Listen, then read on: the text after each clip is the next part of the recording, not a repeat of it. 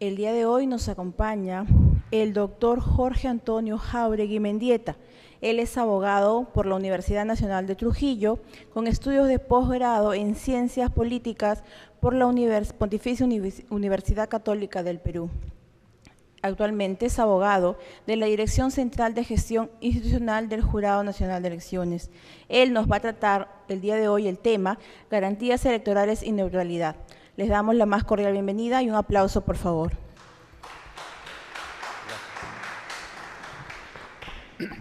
A ver, en primer lugar, muy buenas noches. Realmente es muy grato poder estar nuevamente. Bueno, en realidad son personas ya conocidas, ¿no? Y me da mucho gusto verles que sigan ustedes permanentemente este tipo de actividades académicas que lo que buscan es generar, digamos, un debate permanente en torno a la importancia de los temas electorales para el desarrollo de nuestro país. Entonces, sobre esa base, el tema que vamos a conversar hoy día es el tema de la neutralidad electoral, ¿no? Y hay que hacer precisión que, como lo veremos ya en su momento, en el transcurso de la exposición, que nos vamos a referir a un tipo específico de neutralidad que es la electoral, porque hay hasta tres, digamos, connotaciones de neutralidad que podemos encontrar nosotros tanto en el diccionario de la Real Academia de la Lengua Española como en el discurso político cotidiano que se puede escuchar, bueno, por los medios de comunicación o permanentemente, ¿no? Muy bien, cuando nos referimos nosotros a neutralidad, nos estamos refiriendo a un elemento sumamente importante de las garantías electorales. Como ustedes saben, la legislación recoge elementos, ¿no? Conjunto de elementos que permiten dotar de validez y de legitimidad a los procesos electorales. Uno de estos elementos, y tal vez podríamos señalar que es uno de los elementos más relevantes en algunas opiniones muy bien informadas del ámbito de la sociología política, se considera que es tal vez el elemento más importante, el de la neutralidad. ¿Y esto por qué? Porque la neutralidad, que viene a ser de modo general la obligación de quienes ejercen función pública de abstenerse de intervenir en los procesos electorales para favorecer o perjudicar una determinada candidatura u opción en consulta, resulta sumamente relevante para efectos de la confianza ciudadana en la calidad del proceso electoral, es decir, en la calidad de nuestra democracia. Hay unos estudios muy interesantes que para ustedes que son personas interesadas en el ámbito político, vale recomendar, ¿no? Y viene a ser los estudios realizados por el profesor Martín Tanaka. Y él refiere que una de las particularidades de nuestra cultura política, como peruanos, es la desconfianza respecto de lo público. Y esta es una característica o un elemento que compartimos con gran parte de los países latinoamericanos, sudamericanos. Y esto tiene que ver básicamente con la, digamos, existencia en nuestra historia reciente, vamos a decirlo de esta manera, porque estamos hablando de 2, 3 siglos atrás, la presencia de estados que representaban una soberanía extranjera. Y se ha generado entonces una visión respecto a lo público como algo extraño, digamos, como parte de nuestra cultura, que evidentemente estamos en un proceso de revertir conforme se da desarrollo a este proceso importante de hacer más auténtica la cultura peruana, que ha, digamos, permitido el ingreso, el acceso a los círculos de toma de poder a sectores antes excluidos a través de diferentes representantes, diferentes organizaciones políticas y tal. Este proceso interesante para la sociología política que vive nuestro país, entonces, va a decantar en unos mayores niveles de confianza ciudadana respecto a lo público. Pero en ese contexto, el principio de neutralidad, que viene a ser la obligación de quienes ejercen la función pública, llámese autoridades políticas, funcionarios, servidores, ¿no?, se abstengan de intervenir en los procesos electorales, resulta sumamente valioso, sumamente relevante, ¿no? Entonces, la neutralidad electoral es una garantía electoral muy importante. Estas garantías electorales están alineadas a los principios básicos que debe tener un proceso electoral para dotar de legitimidad, es decir, dotar de validez y además de la aceptación de los electores. Aspecto sumamente importante en una democracia en la que la opinión de los ciudadanos cuenta, ¿no? Si estuviésemos nosotros en una dictadura, la opinión de los ciudadanos no cuenta. Pero en una democracia, sobre todo una democracia liberal, como la que tenemos nosotros diseñada en nuestro ordenamiento constitucional, la opinión de los ciudadanos es sumamente importante, por lo tanto, la legitimidad de los procesos electorales es un tema sumamente relevante para la fortaleza institucional de un país. A ver, vamos a esperar que acabe la llamada. No acaba. Ya está. Una llamada un poco larga. Bueno, continuamos. ¿Cuáles son entonces estos principios que debe reunir, que debe contener todo proceso electoral? Podemos referir 3 principios fundamentales, además promovidos por los multilaterales, promovidos por los organismos de observación electoral, universalmente en las democracias liberales, como es el caso de la nuestra. ¿Cuáles son estos principios? El principio de competitividad, es decir, que pueda haber una participación en competencia electoral de verdad, es decir, que haya competencia, que exista competencia para llegar a detentar los cargos de autoridades políticas, ¿no? Hay sistemas en los cuales no existe competencia, ¿no? Luego, el principio de la transparencia. Todo proceso electoral debe ser competitivo y debe ser transparente. Y en tercer lugar, el principio de libertad electoral, que decanta en nuestro ordenamiento jurídico en la libertad de sufragio, es decir, en la libertad de elegir, que no es sinónimo de la libertad física de ir y, digamos, hacer una inscripción en una cédula de sufragio e ingresar la cédula en el ánfora. La libertad de elegir es en realidad una libertad de tipo moral, de determinar sin presiones ni coacciones dónde oriento mi preferencia electoral.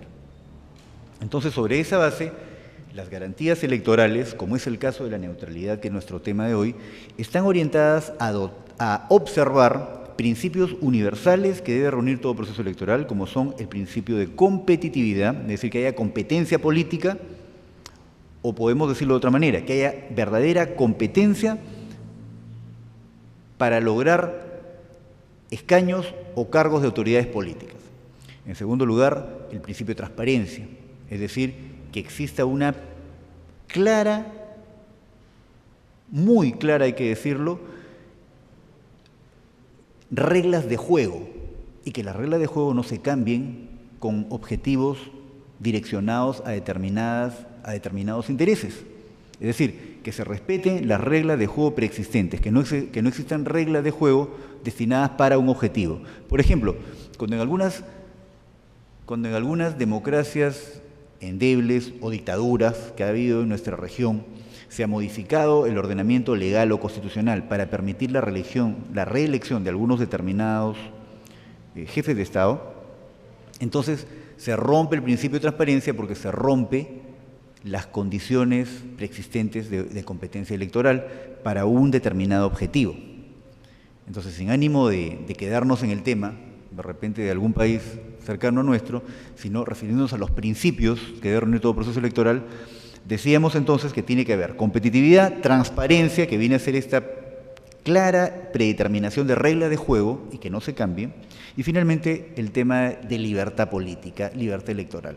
3 principios: principio de competitividad, principio de transparencia, principio de libertad, que no viene a ser la libertad física de caminar hacia un centro de votación y poder ahí marcar una preferencia electoral e ingresar la cédula de sufragio en el ánfora, sino viene a ser propiamente la libertad de elegir. Es decir, que no se utilicen mecanismos para orientar nuestra preferencia electoral. Evidentemente eso es, digamos, difícil de controlar en sentido estricto, porque evidentemente la voluntad, y esto La voluntad de las personas puede ser influenciada, sí, por mecanismos de propaganda, sí, eso es cierto. Por eso es que existe el marketing y es una actividad tan importante para efectos del mercado. Es sumamente relevante.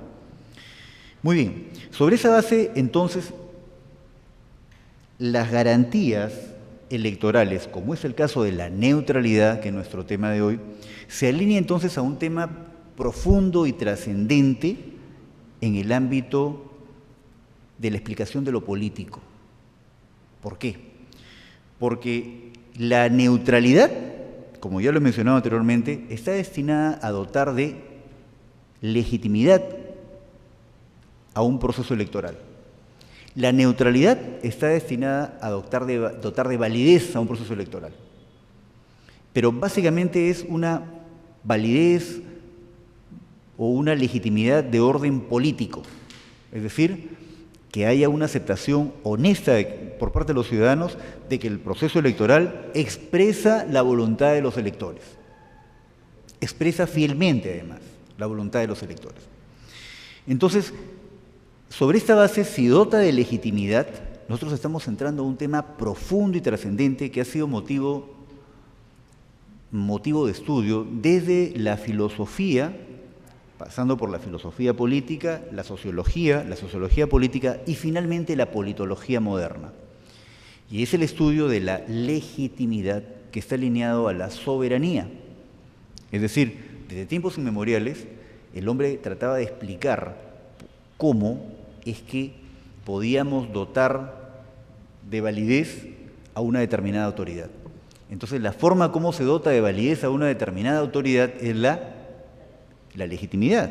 Y la legitimidad dota entonces de soberanía. Muy bien. Si nosotros hacemos un rápido paso por nuestra historia de las ideas políticas, encontramos que la primera forma como se explicó la legitimidad y la soberanía está alineada ¿a qué concepto? ¿Alguien podría proporcionarme una idea? ¿A qué concepto alineábamos inicialmente las sociedades humanas, que en realidad todas se parecen mucho? ¿A qué concepto alineábamos la soberanía, la legitimidad? Estamos en el tema. La neutralidad va a aparecer en el siglo XVIII, como lo ven ustedes. Al concepto de Dios. Entonces, de Dios provenía la legitimidad y por eso es que muchas de las estructuras políticas eran estados de tipo teocrático.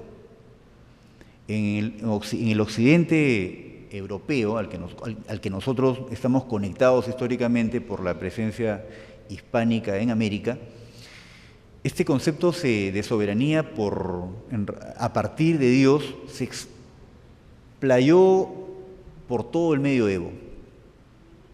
Entonces, hemos generado históricamente un concepto de soberanía a partir de Dios.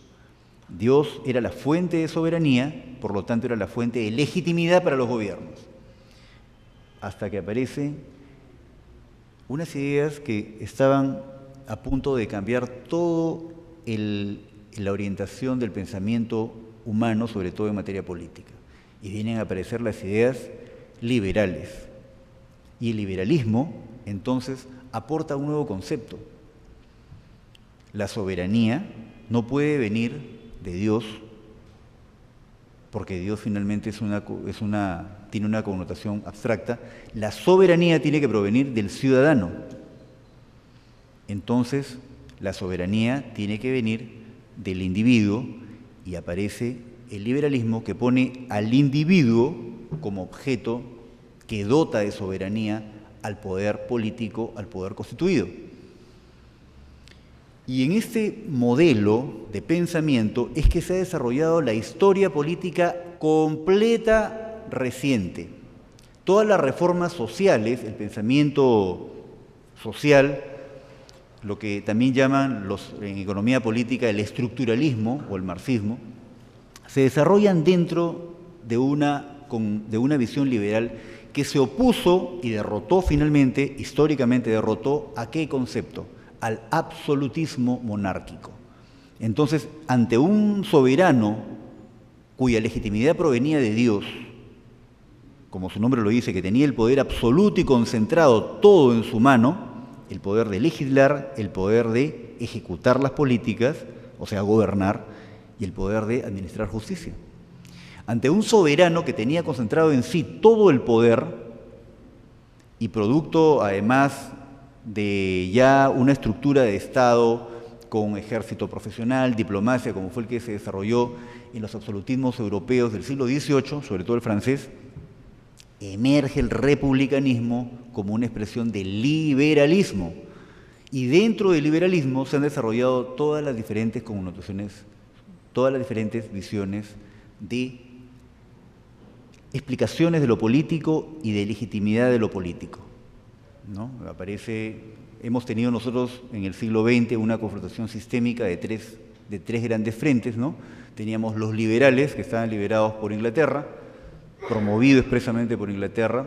Churchill era un liberal convicto y confeso, como se podría señalar. Teníamos luego los estructuralistas, que creían en una estratificación de clases sociales y que la soberanía provenía del pueblo, pero de una revolución proletaria, de una guerra revolucionaria. Y todo este bloque era el bloque que estaba en Europa del Este, pero hubo una tercera visión también cuya legitimidad era dotada del poder del pueblo a través de una revolución, pero una revolución burguesa, que eran las ideas totalitarias.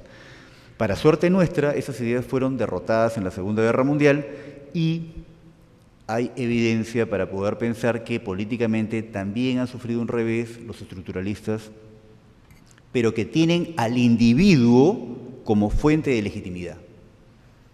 Entonces, volviendo al tema de la neutralidad, ¿y por qué les he hecho este repaso histórico? Porque la legitimidad y la soberanía en una democracia liberal está alineada a que ese poder del Estado que está concentrado en el absolutismo, o que estuvo concentrado en el absolutismo, en un solo puño, se segmente en tres expresiones distintas: el que legisla, el que ejecuta las políticas o gobierna, y el que administra justicia.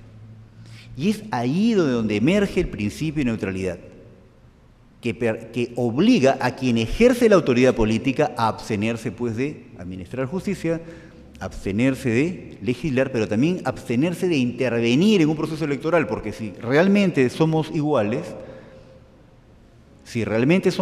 necesitamos que haya una abstención de quien ejerce el poder para que no use esos recursos y esa posición en beneficio de determinadas coyunturas políticas. Entonces, realmente, cuando hablamos, mis queridos amigos, de neutralidad electoral, estamos refiriéndonos a la esencia misma del modelo político que vivimos. Entonces, es un tema realmente relevante, y es un tema muy relevante que los ciudadanos, no solamente la administración electoral, sino fundamentalmente los ciudadanos, tengan incorporado ese concepto, porque finalmente son los ciudadanos los que construimos la institucionalidad en un país. Muy bien, entonces eso es un poco para comenzar. Ahora bien, sobre esa base, ¿cuáles son las funciones del Jurado Nacional de Elecciones? Como ustedes ya lo tienen bastante claro, el jurado tiene funciones diversas. Pueden ubicar la función fiscalizadora y la función jurisdiccional o de administración de justicia como funciones que se vinculan a la supervisión, al control de la neutralidad política, la neutralidad electoral, perdón, ya como una garantía electoral prevista en el ordenamiento jurídico, ¿no? Pueden ustedes apreciar ahí, el jurado fiscaliza, ¿no?, que los procesos electorales se realicen observando el principio de neutralidad. También administra justicia, es decir, emite los pronunciamientos correspondientes cuando se advierta esta conducta, y también ejerce a través de, disposiciones necesarias para dar cumplimiento a la legislación electoral, es decir, emite reglamentos con este fin. Muy bien, como les estaba conversando, ya entrando en materia propiamente de la neutralidad, podemos encontrar hasta tres definiciones de neutralidad. Una neutralidad genérica, que es la que coloquialmente podemos nosotros referir en la conversación común, pero que refiere esencialmente que, como lo define la Real Academia de la Lengua Española, a la condición de no participar de ninguna opción en conflicto. Es decir, la neutralidad implica que no se compromete con ninguna de las opciones en conflicto. Y ustedes deben recordar, en la historia de la guerra hay estados que son neutrales. Suiza, por ejemplo, fue un estado neutral en la Segunda Guerra Mundial. No participó y además tiene una neutralidad permanente.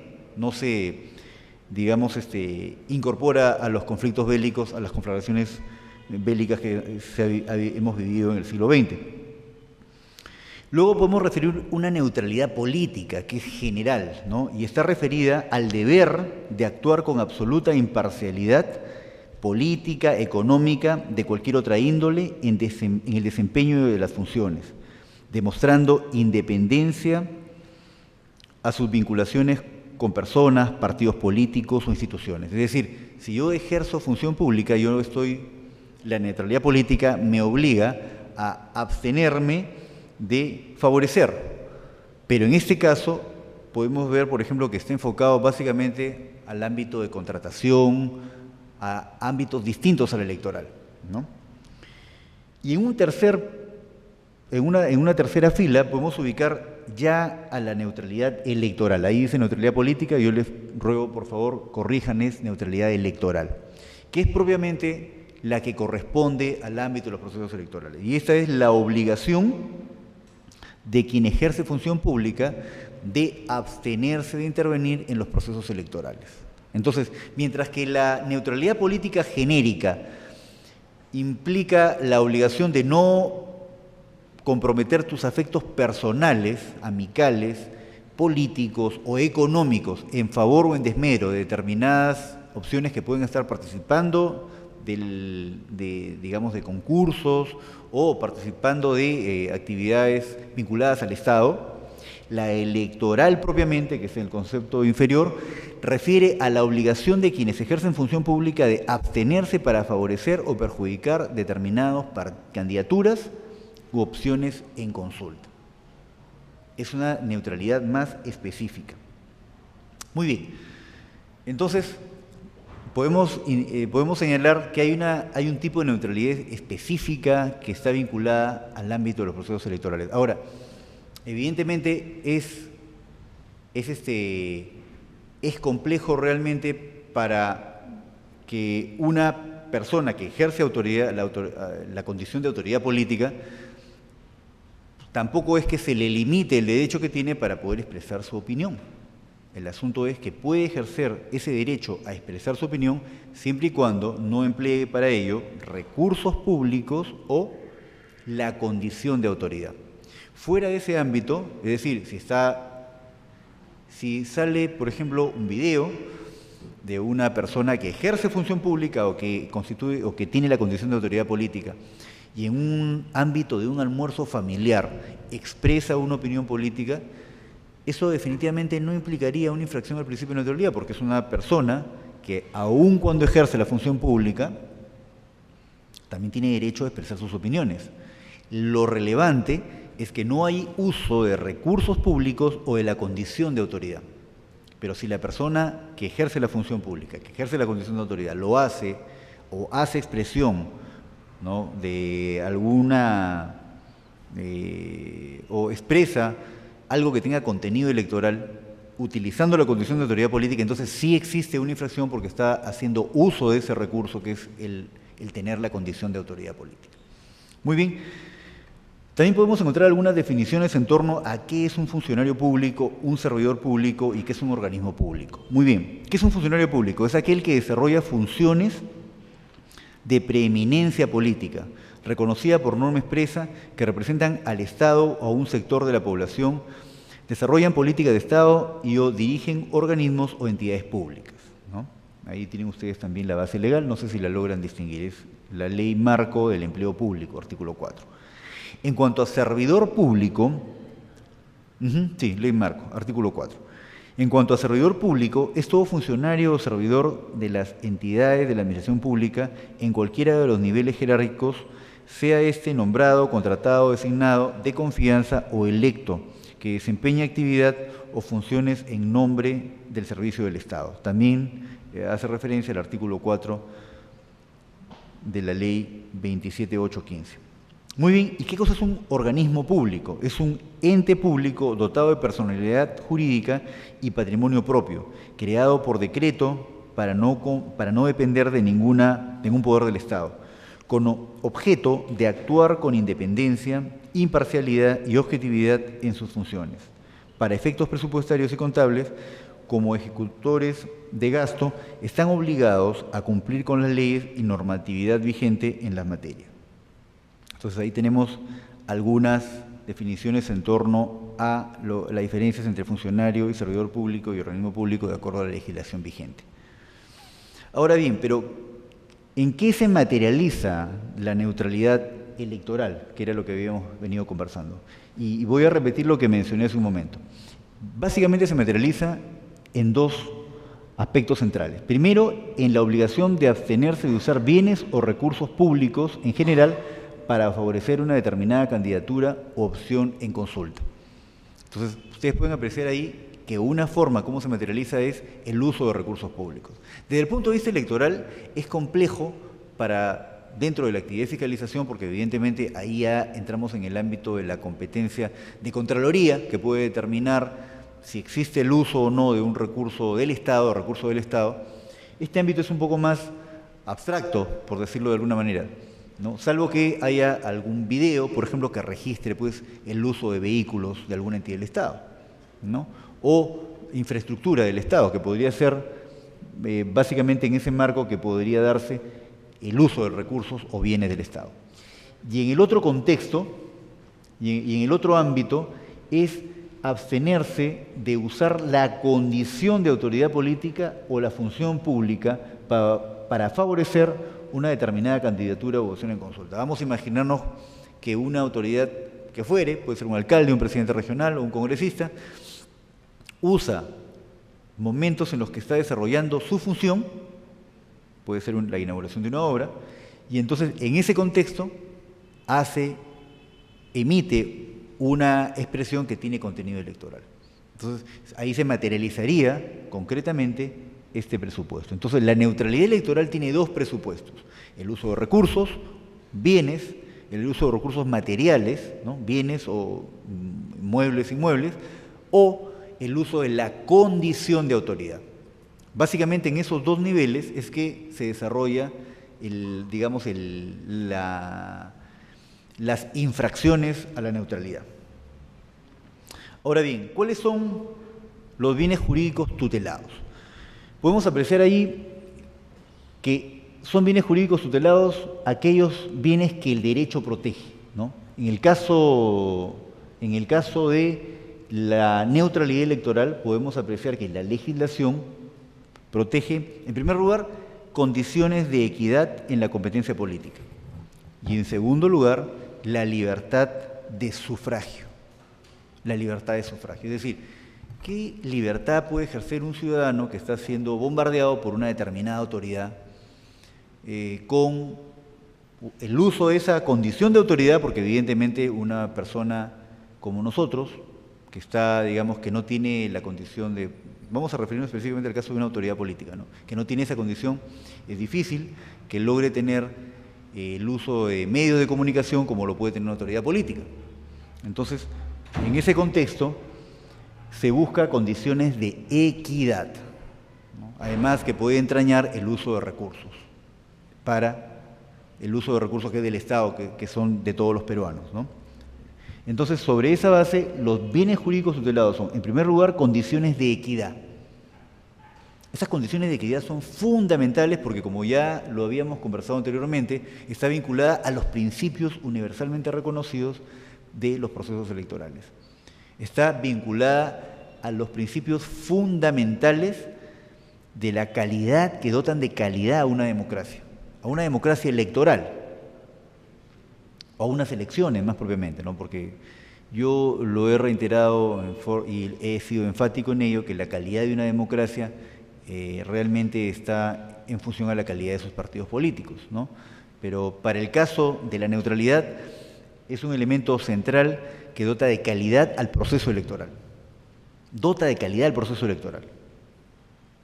Muy bien. Y el segundo bien jurídico tutelado es el de la libertad de sufragio, porque realmente está diseñada, ¿no?, como pensando en esto como una arquitectura institucional, la neutralidad que recoge nuestra legislación como un principio y una garantía fundamental, está diseñada para proteger al ciudadano de que sea influenciado de alguna manera por quienes quienes tienen a su cargo el uso de los recursos públicos o la función pública.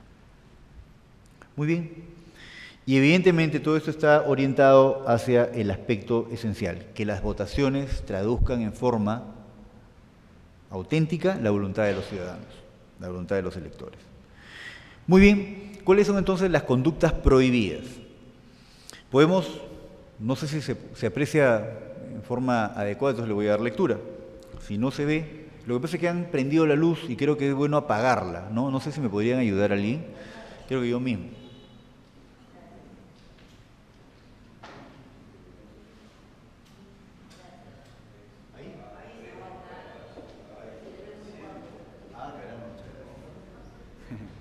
Lo que pasa es que a veces por querer ayudar, dice que, o sea, por hacer el bien que quiero, hago el mal que no quiero, dice el dicho, ¿no? Y aquí fue un caso así, ¿no? Por hacer el bien que quiso el amigo, lo dejó sin posibilidad de ver a los amigos del fondo. Ahora sí ven correctamente, muy bien.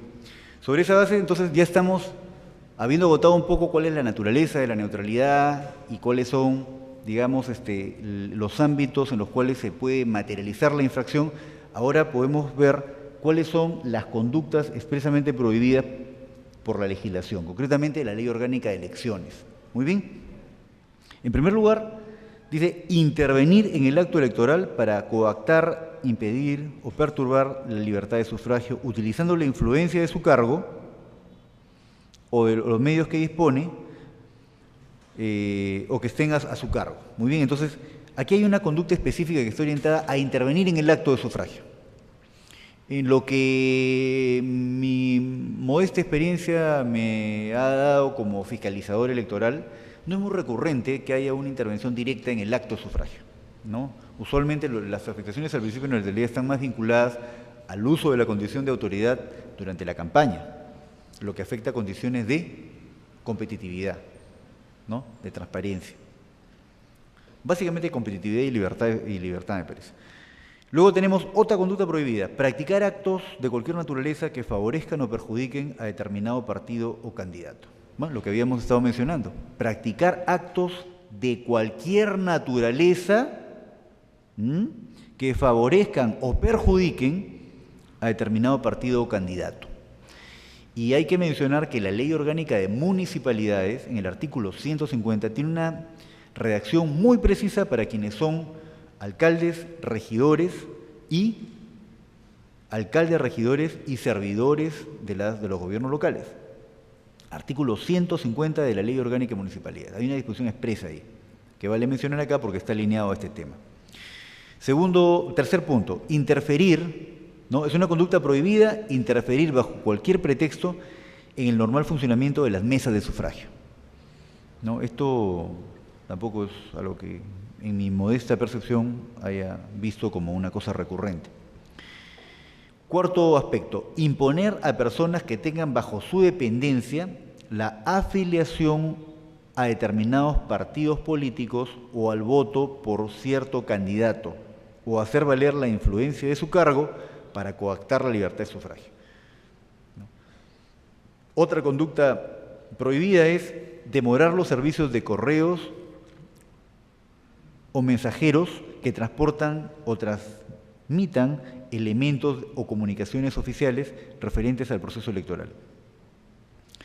Otra conducta prohibida, ¿no?, es la vinculada a formar parte de algún comité u organismo político o hacer propaganda a favor o campaña en contra de alguna agrupación política o candidato. Acá debería vincularse también opción en consulta, ¿no?, porque guarda lógica, es coherente esta normatividad con los procesos de consultas, ¿no?, o referéndums, en tanto la propia Ley Orgánica de Elecciones establece que esta legislación es aplicable a las elecciones generales para el presidente de la República y vicepresidentes, a las elecciones congresales, ¿no?, la representación nacional, para elecciones de representantes peruanos ante el Parlamento andino y también para los referéndums de modo general.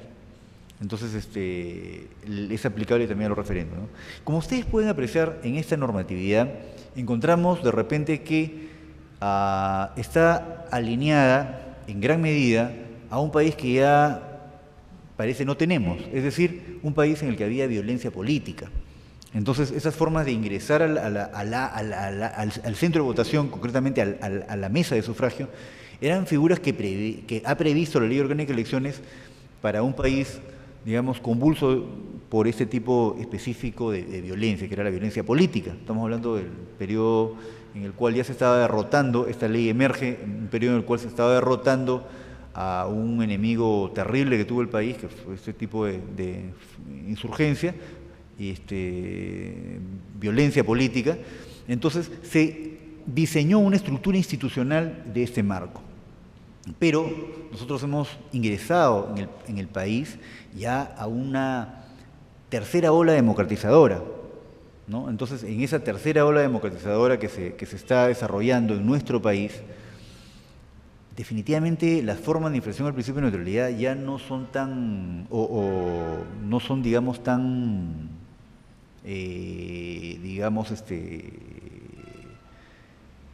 son mucho más sutiles, pero que igualmente afectan ese aspecto crucial, central, que debe tener todo proceso electoral. ¿Qué aspecto habíamos mencionado? El aspecto de confianza. Vean ustedes, en una democracia, la confianza es el elemento central. Yo recuerdo que, y eso es bueno conversarlo en este tipo de ocasiones, ¿no? Un muy destacado funcionario del Jurado Nacional de Elecciones tuvo oportunidad de viajar a un país europeo, era Suecia, y él nos hacía referencia a esta anécdota, ¿no? Que había tenido entonces les habían mostrado a las personas que viajaron con él, que eran de varios países latinoamericanos, les había mostrado cómo funcionaba, podríamos decir, qué bien que funcionaba el Estado sueco, ¿no? Y dentro de esta experiencia estaba previsto que cada uno de los participantes podían luego pedir qué entidad concreta querían conocer para ver cómo funcionaba. Entonces este señor pidió, como era natural, ustedes comprenderán, pidió pues conocer los organismos electorales suecos. Y la sorpresa empezó cuando advirtió en los rostros de las personas que le escucharon cierta sensación de desconcierto. Luego le dijeron que en Suecia no habían organismos electorales. Y evidentemente eso tiene una explicación, no es que los organismos electorales no sirvan, todo lo contrario, yo creo que son, en el caso peruano, fundamentales para la construcción de una institucionalidad democrática. Pero para sociedades como la sueca y muchas sociedades europeas, la confianza en su sistema político es de tal magnitud que no necesitan un aparato permanente. Entonces la confianza es importante y sociedades como las nuestras que han llegado al liberalismo producto de la coyuntura y que no ha emergido ese pensamiento de una sociedad de iguales realmente, como por ebullición propia, como sucedió en Europa, ¿no? Que la visión del liberalismo de los ingleses emerge porque se dieron cuenta que era necesario tener derechos de propiedad.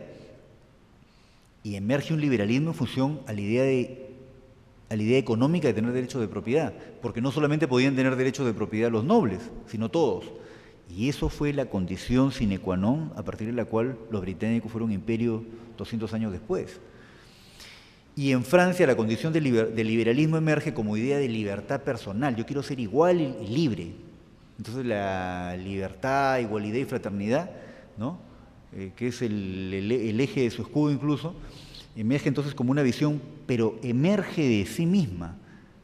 Aquí en Sudamérica los procesos de independencia que enarbolaban ideas liberales, como la Bolívar, por ejemplo, básicamente surgen por impacto del debilitamiento de la corona española, fue hasta invadida por Francia, le pusieron hasta un rey, hermano de Napoleón.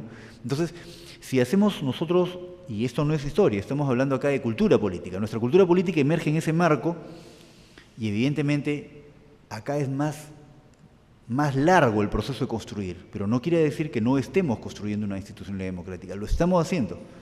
Y en el caso peruano, en un periodo muy corto, porque yo recuerdo con mucho interés haber escuchado las clases del profesor Sinesio López, quienes tienen el gusto de conocerlo, maestro extraordinario, y decía que realmente nuestra democracia viene de Velasco para adelante, porque realmente es ahí cuando se logran los niveles o se da el inicio del proceso de inclusión real. Y probablemente es muy interesante porque podemos encontrar elementos para darle validez a esa aseveración, ¿no? Hay mucho de eso. Entonces nosotros estamos construyendo una institucionalidad, no es que no la tengamos, pero sobre la base de un proceso particular.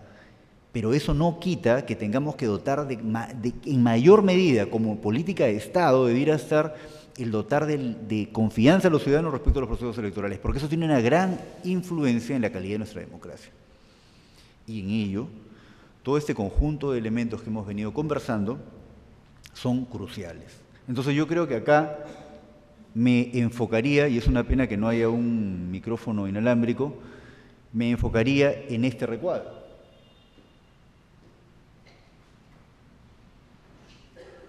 Me enfocaría en que la neutralidad debe estar más atendida y creo que acá hay que hacer un llamado a los ciudadanos, porque los ciudadanos tienen una herramienta fundamental. ¿Cuál? El voto. El voto.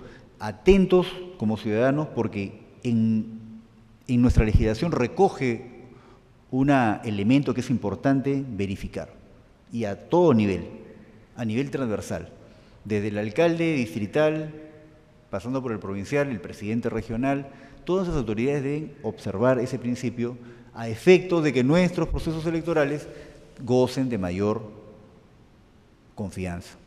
Muy bien. Muy bien, ¿y cuáles son las prohibiciones respecto a las entidades? Un poco ya para concluir con esta diapositiva. Primero, imponer a dichas personas, que las personas se afilien a determinado partido. Imponer que voten por cierto candidato o opción en consulta.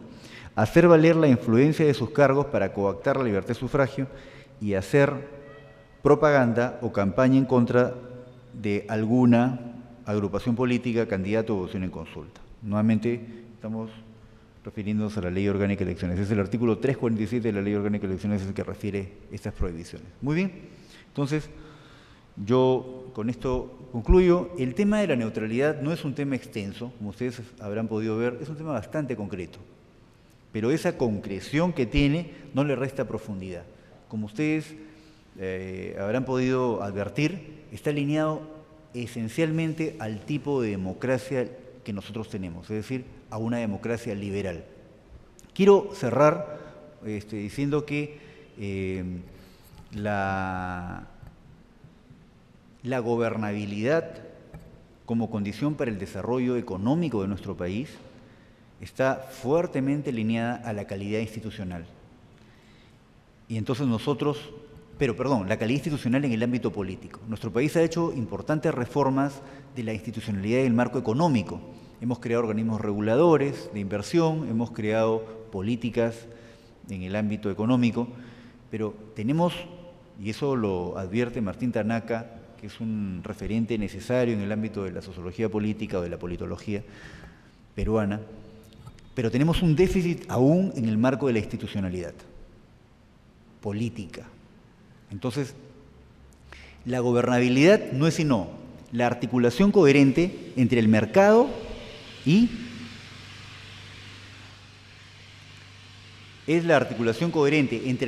la democracia. No basta para tener gobernabilidad y desarrollo, no basta con tener políticas de mercado. Son sumamente importantes, pero también necesitamos la otra patita, vamos a llamarlo de esa manera, de la estructura. Y en ese orden, la fortaleza de los sistemas o de los partidos políticos y el respeto desde el Estado a la transparencia y equidad de las elecciones son temas realmente relevantes, ¿no? Y eso es lo que hemos conversado ahora, eso es el principio de neutralidad. ¿Ok? Muchas gracias por su atención, no sé si tienen alguna pregunta. Muy amable.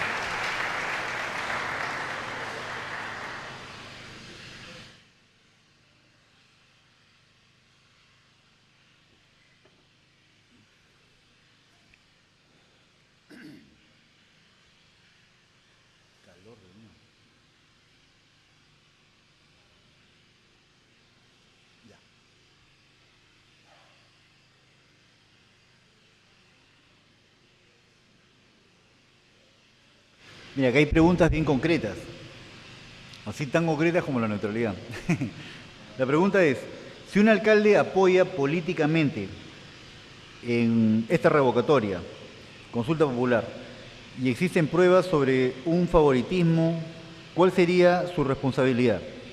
A ver, lo que sucede es que el Jurado Nacional de Elecciones, o mejor dicho, la legislación electoral prevé, digamos, una jurisdicción electoral. Entonces, la jurisdicción electoral básicamente es, para este caso, está vinculada al control, ¿no?, de este tipo de conductas, pero la responsabilidad sería en el ámbito electoral. Nosotros no podríamos opinar si existe ahí una responsabilidad de tipo penal o civil. Ese tipo de materias escapa al ámbito de competencia del Jurado Nacional de Elecciones. Y hay que señalar una cosa adicional. Para los procesos electorales, concretamente, existen lo que se denominan jurados electorales especiales, que vienen a ser los que ejercen competencia para administrar justicia en primera instancia. De tal manera que ahí habría que respetar la competencia de esa primera instancia, ¿no? No podría emitir una opinión más allá de decir genéricamente que la responsabilidad, para dar respuesta a la pregunta, la responsabilidad sería electoral, ¿no? ¿Qué aconseja sobre la neutralidad para esta consulta de revocatoria? Bueno, más que aconsejar, yo creo que ya están instalados organismos electorales como los jurados electorales especiales, órganos electorales, que están encargados pues de la fiscalización de este aspecto, ¿no? Entonces habría que dejar en el ámbito de su competencia que ellos ejerzan sus funciones, ¿no? ¿Cómo demostrar que la autoridad política utiliza fondos del Estado para hacer propaganda a favor o de la revocatoria? Por el no. Bueno, es un poco complejo eso, ¿no? Porque en realidad, ¿quién es el órgano que puede determinar el uso de recursos públicos? La Contraloría. Entonces yo por eso les señalaba oportunamente que es mucho más sencillo, por ejemplo, si es que existe algún video que determina el uso de algún vehículo, eso es de alguna manera ostensible. Ahora, el uso de vehículos para una actividad de favorecimiento o que perjudica una determinada consulta, es bien complejo realmente probar eso, o sea, vincular los hechos, ¿no? Es realmente complejo, tampoco es cuestión de atribuirle a una autoridad digamos, que comete una infracción fácilmente, ¿no? Eso tampoco es algo, mucho menos en el jurado, que es tan cuidadoso del debido procedimiento y tal, ¿no? Eso no es posible.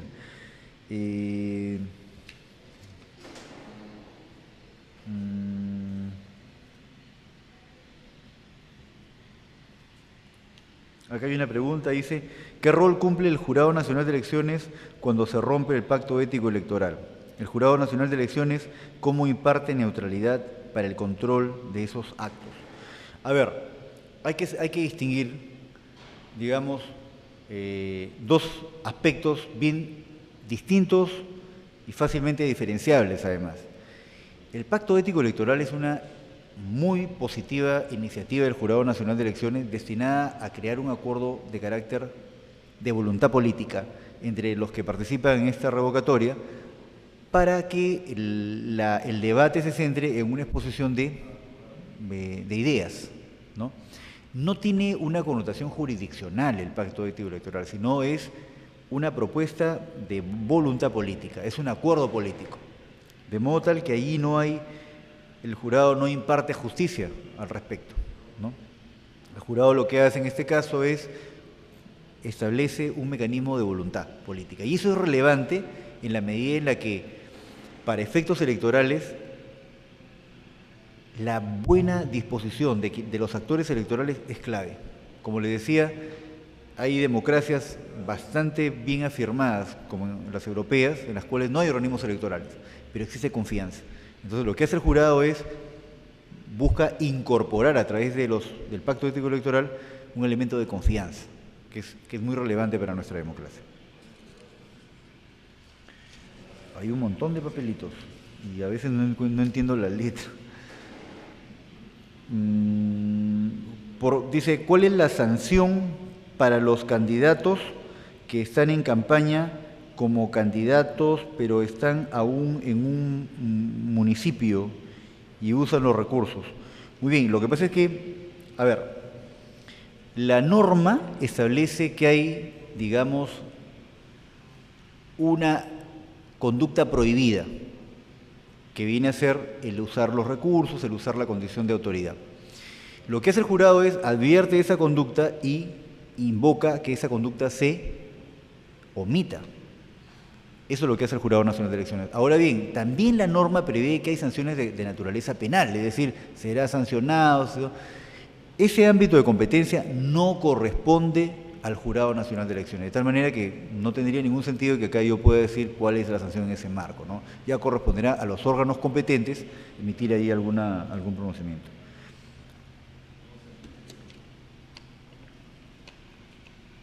¿Usted cree que algún día, en algún momento, se podrá desaparecer la democracia? No, yo creo que la democracia es una creación humana, y como creación humana no es perfecta, sino más bien perfectible. La evidencia que tenemos es que la democracia liberal que ahora vivimos, o que estamos tratando de construir los peruanos, que se está tratando de construir en el mundo, es bastante mejor al absolutismo y a la tiranía, es bastante mejor a los totalitarismos, es bastante mejor a los autoritarismos, porque aún con todas las deficiencias que se pueden ver, no solamente en nuestro país, yo creo que la democracia es una creación humana que tiene, digamos, aspectos opinables en todo el mundo. Ahora mismo se han dado procesos electorales en Chipre, se están dando procesos electorales en Italia, ¿no? Entonces, en Egipto están eligiendo una nueva Asamblea Nacional. Entonces, la democracia en todos lados tiene aspectos que pueden ser mejorables, ¿no? Pero lo que yo sí creo es que, así como en algún momento el absolutismo era legítimo, es probable que con el devenir de la historia haya una evolución y migremos de repente a una forma tal vez más auténtica de expresión de la voluntad de los ciudadanos, ¿no? Pero en tanto y en cuanto a la evidencia histórica que tenemos, la democracia, con todos sus defectos, resulta un régimen bastante mejor que la tiranía, ¿no? Eso es lo que yo pienso. Y finalmente, acá hay una expresión que dice, totalmente de acuerdo con la disertación suya, pero aún nos quedamos en la teoría, porque en la práctica real es que no hay ¿qué dice acá? Neutralidad aún en las entidades tutelares. Somos testigos de la manera. Vaya, esa última parte no entiendo. A ver, lo que sucede es que no es que no exista la neutralidad, lo que pasa es que hay ocasiones en que se infringe esa neutralidad. En la medida en la que está regulado en la legislación, que está prohibido que una autoridad pueda intervenir, quiere decir que ya se tiene esto como un principio fundamental de nuestra democracia. El hecho que hayan infracciones no implica de que no sea parte de lo políticamente correcto, no sea parte de nuestro modelo. Nuestro modelo político busca que haya una abstención de las autoridades. Ahora bien, es muy importante que los ciudadanos tengamos muy claro el hecho de que el cambio para mejor de nuestro sistema político no va a ser producto solamente de unos organismos electorales como lo son, muy técnicos, muy neutrales y muy enfocados en el fortalecimiento de la democracia, sino que también es importante que haya una ciudadanía más activa. Entonces el ciudadano tiene que tener, con el voto y con su capacidad personal de expresar su voluntad política, también hay un importante espacio para aportar, ¿no? Yo les recomiendo La democracia en América de Tocqueville, un francés que fue de paseo a Estados Unidos para hacer un estudio en teoría sobre el tema, sobre cómo evolucionaban los inventarios de funerarias. pero resultó haciendo un estudio interesante sobre cómo funciona el sistema político en Estados Unidos. Y él decía, la diferencia entre Francia y Estados Unidos, estamos hablando, miren, casi 300 años, es que en Francia se cae un puente y entonces los franceses van y le piden al alcalde, al regidor que hable con el alcalde, para que el alcalde hable con el prefecto y el prefecto hable con el gobernador y entonces construyen el puente. En Estados Unidos, si se cae un puente, los estadounidenses construyen el puente y notifican a la autoridad para que le dé mantenimiento. Entonces, esas características que tiene la cultura anglosajona en lo político son interesantes de atender. Esas características que hace que todos se sientan responsables del tema, todos. Entonces, cuando acá encontramos que hay situaciones en las cuales para el ciudadano puede haber una afectación al principio de neutralidad porque puede advertir un hecho determinado, cual fuere, entonces tiene con el voto una herramienta importante para poder expresar su voluntad al respecto. Muy bien, yo les agradezco la gentileza, la atención de haberme tolerado todo este rato y quedo a sus órdenes para otra oportunidad. Muchas gracias.